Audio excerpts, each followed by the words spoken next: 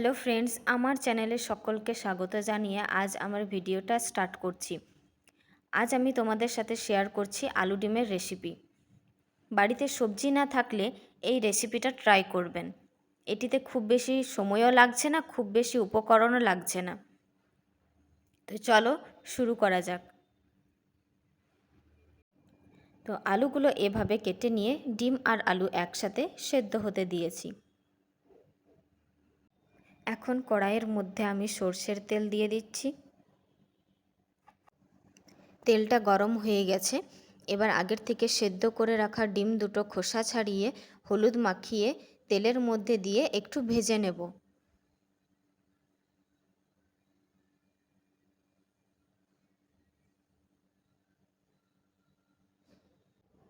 ডিম দুটো ভাজা হয়ে গেছে, এবার তুলে নিচ্ছি।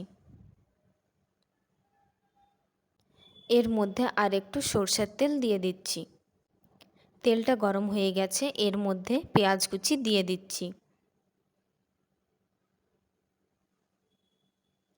পেঁয়াজগুলো হালকা বাদামি করে ভেজে নেব।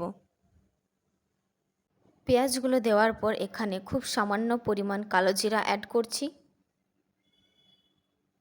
তারপর এখানে দুটো লং, দুটো এলাচ আমি দিয়ে দিচ্ছি। এবার সবগুলো ভালোভাবে মিশিয়ে নেব।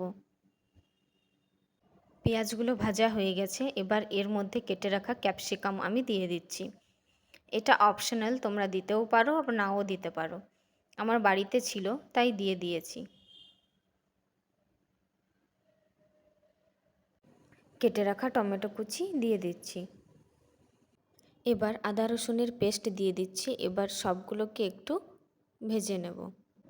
এবার দিয়ে দিচ্ছি ধনিয়া পাউডার, জিরা পাউডার, কাশ্মীরি মির্চ, হলুদ গুঁড়ো।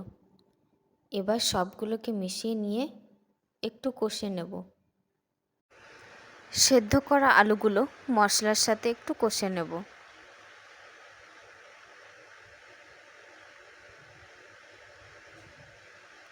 এতে একটু জল দিয়ে আরও একটু কষে নেব। আলুগুলো কষানো হয়ে গেছে, এর মধ্যে জল দিয়ে দিচ্ছি। যারা একটু গ্রেভি টাইপের খেতে পছন্দ করো তারা জলের পরিমাণটা একটু কম রাখবে। ঝোলটা ফুটে উঠলে এবার ডিমগুলো দিয়ে দেব। দুটো কাঁচা লঙ্কা দিয়ে দিচ্ছি। ডিম দুটো দিয়ে দিচ্ছি।